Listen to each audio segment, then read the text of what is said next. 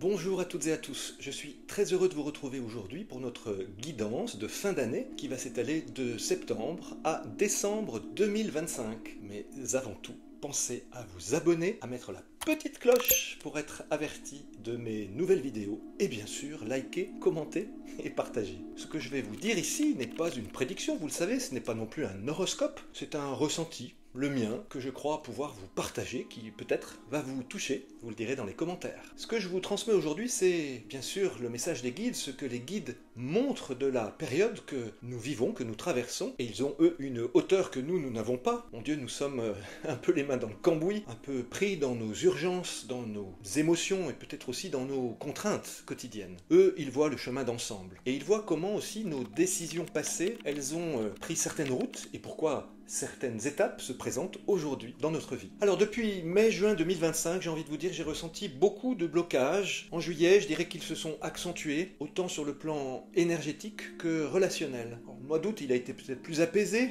mais parce que d'abord c'est l'été, et puis que beaucoup de choses sont restées en suspens. En septembre, eh bien, je ressens certaines colères, certaines tensions qui pourraient réapparaître, et pourtant, dans le même temps, j'ai le sentiment d'une ouverture qui se prépare, comme une lumière qui cherche à percer au milieu de la nuit, mais d'une nuit agitée. Alors c'est pas Dieu contre le diable, c'est plutôt comme l'amour, toujours plus fort, qui rencontre des obstacles, parfois très puissants, très matériels et aussi très bornés. Et cela se traduit, je crois, par un certain ras-le-bol collectif et un besoin profond de quitter les anciens schémas. Alors c'est pas un effondrement brutal que je ressens, c'est plutôt un changement par degrés. Et sur le plan planétaire, on sait pas trop comment faire évoluer les situations. J'ai l'impression qu'il s'agit de l'économie, que ce soit de la pauvreté ou des guerres. Eh bien, il y a beaucoup de personnes qui sont extrêmement bienveillantes, qui ont de bonnes intentions, qui sont découragées parce qu'elles ne savent tout simplement pas comment aborder, comment aider et comment résoudre des problèmes, même à un niveau très élevé comme l'ONU, les gouvernements, etc. Alors ça, je crois que ça se retrouve aussi bien au niveau collectif que sur le plan personnel. Comment finalement aborder les défis dans ma propre vie par rapport à ce qui se passe autour. Et dans cette transformation, l'image qui revient sans cesse, figurez-vous que c'est celle d'une colombe blanche, éclatante, elle est magnifique dans ma vision et elle traverse toute la noirceur. Et pour moi, cette colombe, elle symbolise la légèreté, la paix, mais aussi l'Esprit Saint qui a reposé sur Jésus, que Jésus lui-même nous a transmis. C'est pourquoi j'ai envie de vous dire, de la part des guides, que nous ne vivons pas avec une épée de Damoclès au-dessus de la tête, mais avec une colombe, avec cette même colombe dont je vous parle. Alors, sur cette fin d'année, tout ce qui touche à la communication, aux échanges, aux déplacements, est mis en avant. Ça peut être des voyages lointains, mais ça peut être aussi des allers-retours que vous faites à votre travail, parce que globalement, je crois que le monde professionnel en ce moment est sous le signe d'un ajustement. On cherche à mieux vivre dans son travail et à mieux s'aligner entre ce qu'on fait et ce que l'on est. Et si ces thèmes reviennent autant, c'est parce que depuis leur vue d'ensemble, et les guides, ils voient que c'est là que beaucoup de chemins se croisent et se rencontrent en cette fin d'année. En d'autres termes, ils voient les nœuds qui doivent être dénoués et les liens qui doivent être retissés, à l'inverse, et ils nous invitent à mettre notre énergie dans ces points précis. Et l'arrivée de septembre me fait penser, et le signe de la Vierge dont je fais partie le sait bien, me fait penser donc aux vendanges. Et c'est aussi la préparation de l'automne, une période qui peut parfois apporter une fatigue particulière. L'été, avec ses chaleurs, avec ses journées longues, puise dans nos forces, mine de rien. Et en septembre, cette fatigue, elle peut se manifester autant sur le plan émotionnel, je crois, que sur le plan physique et nerveux. Et vous pouvez déjà reconnaître cela dans votre état intérieur. Et je parle souvent de prendre son pouls spirituel. C'est pas la même chose que de prendre son pouls normal. Prendre son pouls spirituel, qu'est-ce que c'est ? C'est en fait observer. Quelles émotions montent en moi en ce moment, à cette période particulière ? Qu'est-ce que je ressens dans mes chakras, et notamment celui du cœur ou celui du plexus solaire ? Comment ces émotions, elles me traversent ? Comment elles montent par mon plexus et mon cœur ? Et ensuite, comment je vais pouvoir les exprimer par mon chakra, le chakra de la gorge justement. Et quand la parole circule, eh bien les cœurs s'ouvrent. Et donc c'est important de regarder et d'observer ce pouls spirituel. Dans le climat actuel de cet automne, eh bien, il me semble que c'est un exercice important, exprimer sans honte ses fatigues, ses besoins et ses ajustements. Je crois qu'il y a collectivement une volonté aussi d'aplanir les chemins, de dénouer les contradictions, de défaire les liens toxiques, à tous les niveaux, que ce soit mondial, collectif, que ce soit familial, conjugal. Et ça me fait penser à un verset du prophète, je crois, Ésaïe, dans l'Évangile également, qu'on retrouve. Préparez les chemins du Seigneur, aplanissez ses sentiers. Eh bien, c'est exactement cela. Il s'agit de créer en ce moment un climat où la grâce peut circuler librement. Dans les unions, comme dans les familles, certaines fermetures pourraient apparaître, mais attention, elles ne sont pas définitives, ne vous laissez pas leurrer. Souvent, ce sont des postures de peur qui sont cachées derrière, je sais pas, la fierté ou l'ego.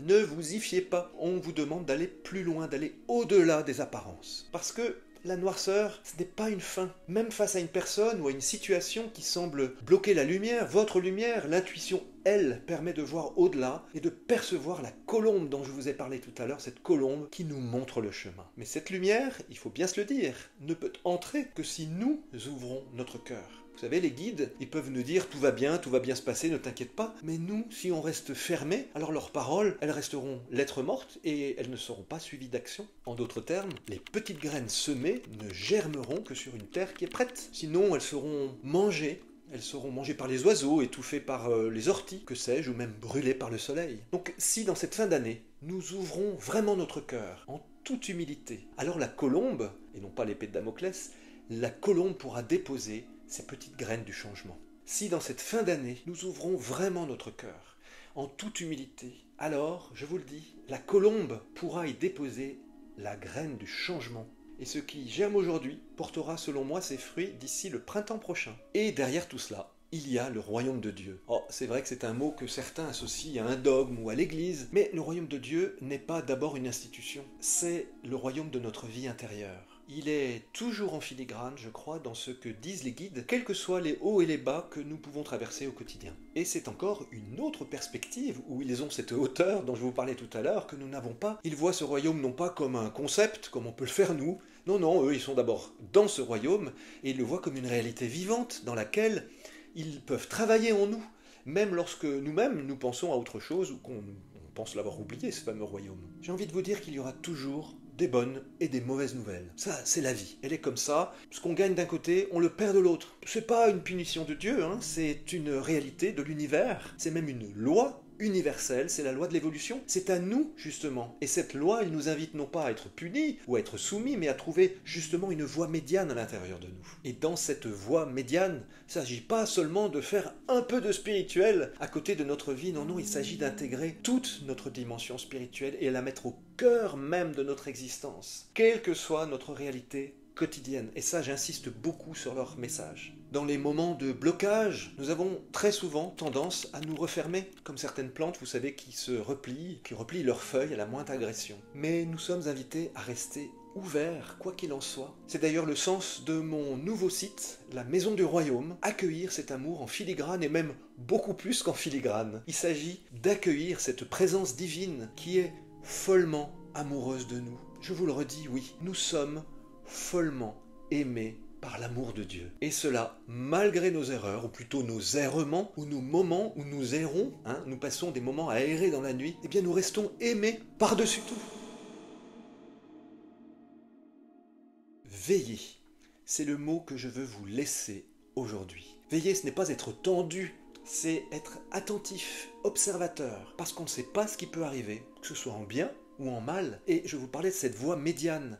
Si nous avons cette foi solidement ancrée, alors quoi qu'il arrive, nous sommes aimés et nous sommes sauvés. Être sauvé, dans la Bible, c'est être libéré. Ça veut dire qu'il n'y a plus d'attaches nocives, toxiques. Oui, c'est vrai, on a du travail à faire, mais nous pouvons commencer tout de suite, et c'est l'invitation des guides. Et cette guidance d'ailleurs, elle est un pont entre ce que vous vivez aujourd'hui et vos aspirations, vos désirs, et ce que la vie, l'univers, l'amour divin peut vous apporter. Mais cela, ça peut arriver uniquement si vous laissez le gouvernail à la source, au Christ, à la présence divine. Et là vous verrez que tout ce qui viendra à vous prendra du sens, divinement conduit. Alors si vous le voulez bien, avançons ensemble en confiance, car chaque pas que nous faisons dans cette lumière, eh bien, prépare déjà au printemps à venir. Voilà, c'est tout pour aujourd'hui. Merci infiniment de m'avoir suivi jusqu'ici. J'espère que cette vidéo vous a inspiré. Et n'hésitez pas donc à liker, à commenter, à partager. Et nous, on se retrouve très vite pour de nouvelles aventures.